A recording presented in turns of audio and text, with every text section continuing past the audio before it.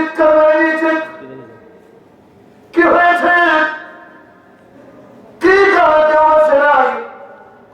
ইয়াসমিনের বাবা ছিল 4 তলা বিল্ডিং, কয় তলা? মুসলমান গভীর মনোযোগ লাগাম, 4 তলা বিল্ডিং এ মানে ছিল ইয়াসমিনের বাবা।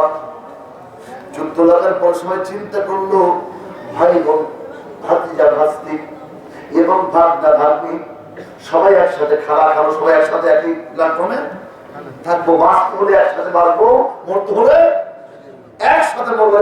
অনেক করে কিনা? যদি বাঁচে একসাথে বাঁচবো, যেহেতু যুদ্ধ আসছে, মরতে হলে একসাথে মরবো, বাঁচতে হলে একসাথে বাঁচবো। এই বাবা 4 তলা বিল্ডিং বাড়িতে ফুল ফ্যামিলি এসে উঠেছিল, সব মিলিয়ে 60 জন। কয়জন? ইয়াসমিন বলতে লাগলো, আমি একটা দুর্বল বাবার বাড়িতে চলে গেলাম, যে দেখি ততক্ষণ আমার সব শেষ হয়ে গেছে। 4 তলা বিল্ডিং আমার বাবার মাটির সাথে মিশে গিয়েছে। অবশ্যই কিসের বড়াই করে বাড়ি, কিসের বড়াই করে বিল্ডিং এর সম্পত্তি, সব বড়াই একমাত্র আল্লাহর কথা বলেন ঠিক কিনা? ইয়াসমিন বলতে লাগলো, আমি চিৎকার করে দিলাম, আমার আব্বা মা সহ বোন ভাই ভাই খালা খালো চাচা চাচি সবাই বিল্ডিং এ ছিল, দেখি কেউ জীবিত আছে কিনা। আমি দেখতে লাগলাম, আমার বাবার লাশ বের করতেছে, মায়ের লাশ বের করতেছে, আমার ভাইয়ের লাশ বের করতেছে, সব শেষ। এক পর্যায়ে আমি দেখতে পেলাম আমার ছোট বোনের নিঠোর দেহটা পড়ে আছে। আমার বোন ছিল 9 মাসের অন্তঃসত্ত্বা। 9 মাস। যে কোনদিন আমি আমার বোনের কাছে গেলাম লাশটি দেখার জন্য, গিয়ে দেখি আমার 9 মাসের বোন, অন্তঃসত্ত্বা বোন গর্ভবতী। তাকিয়ে দেখি আমার বোনটা মারা গিয়েছে। একটু নিচের দিকে তাকালাম, দেখলাম পেটটা ফেটে 2টা সন্তানের জন্ম দিয়েছে। কয়টা সন্তান? পেট ফেটে 2টা সন্তান বের হয়ে আছে। আমি জানার দিকে তাকালাম, মনের দিকে তাকালাম, পাশেই দেখতে পেলাম আমি আজকে আমার ছোট বোনের একমাত্র মেয়েটি ছিল, যার নাম ছিল মেলিসা। কি নাম ছিল? মেলিসা। মেলিসার পাশে ঘুরে আছে। আমি একটু হাত দিলাম, দেখলাম আমার আল্লাহর কুদরতে মেলিসা সুস্থ রয়েছে, বেঁচে আছে। আরো জোরে আল্লাহ বাঁচাইতে পারে কিনা? আল্লাহ বাঁচাইলে কেউ মারতে পারে? মনে রাখতে হবে মুসলমান ইমানদার, রাখে আল্লাহ, মারে কে? মারে আল্লাহ। রাখে কি জন্য মেলিসাকে বুকে নিয়ে ইয়াসমিন বলল, দুনিয়াতে আমার 60 জন ফ্যামিলি সদস্যের মধ্যে একমাত্র আমার এই ভাগ্নি, 16 মাস বয়স, এই মেলিসাকে নিয়ে আমি দুনিয়াতে বেঁচে থাকবো। এই সব লাশকে আমি বুকের মধ্যে ঠাইতে কিভাবে?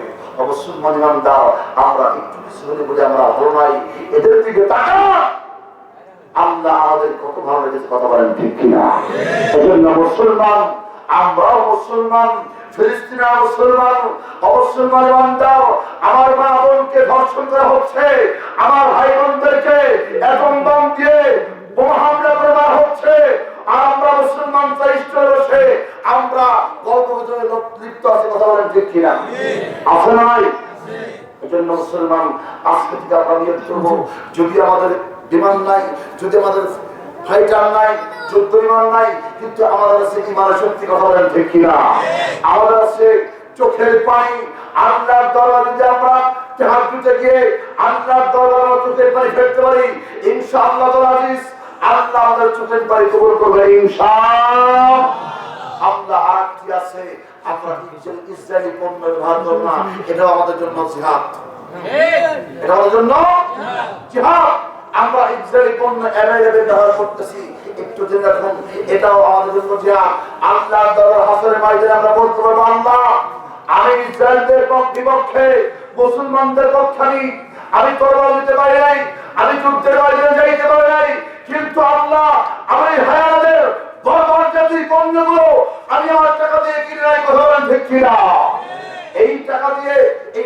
অংশ দিয়ে অস্ত্র কিনে অস্ত্র বানিয়ে অ্যাটম বম বলেন আর কামান বলেন আর ট্যাঙ্ক বলেন, ওরা আমাদের লভ্যাংশ টাকা দিয়ে আমাদের মা বোনদের আমাদের ভাই বোনদের বুকে করে যাওয়াচ্ছেন।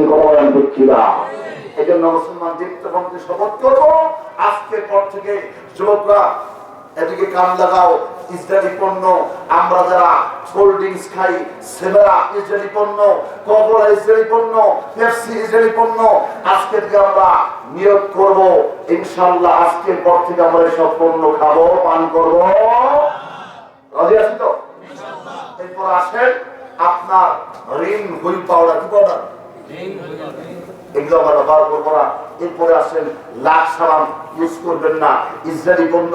এরপরে শীতের মধ্যে ম্যারিল, শীতের কি ভ্যাসলিন বলে এটাকে, এগুলো ইসরায়েলি পণ্য। এরপরে আসেন আপনার জনসন লোশন আছে না, এটা ইসরায়েলি পণ্য। এরপরে আমরা জুতা করি, বাটা জুতা আজকে থেকে তালাক দিব, কি দিব, ইসরায়েলি পণ্য। এগুলো আমরা ব্যবহার করবো। লিবার বাজারের সবগুলো ইসরায়েলি পণ্য। আমরা আজকে থেকে নিয়োগ করবো যে আমার টাকা দিয়ে আমার ভাই বোনের বুকে গলে চালাতে না পারে ইনশাআল্লাহ। বন্ধুরা, আমি আর দিতে যাচ্ছি না। আমি আমার পঠিত কমিটি থেকে বলা হয়েছে হুজুর একটু পিতা মাতা সম্পর্কে নামাজ কালাম সম্পর্কে আলোচনা করবেন। যদিও আমি অন্যটা আলোচনা তাফসীর করতে চেয়েছিলাম, একটু সূরা কমিটির পক্ষ থেকে বলা হয়েছে যে একটু পিতা মাতা আলোচনা করবেন। ইনশাআল্লাহ আমরা শুনতে রাজি আছি তো? ইনশাআল্লাহ। সকলে আমার সাথে করুন।